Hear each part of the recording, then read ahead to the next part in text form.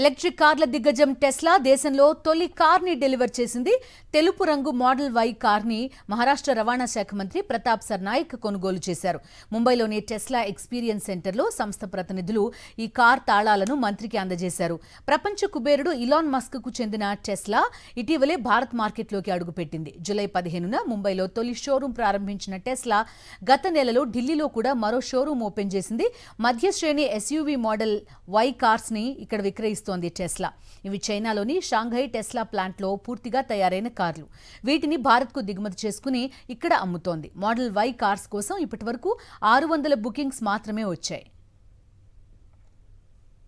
Electric కార్ల దిగ్గజం Tesla దేశంలో తొలి కార్ని డెలివర్ చేసింది.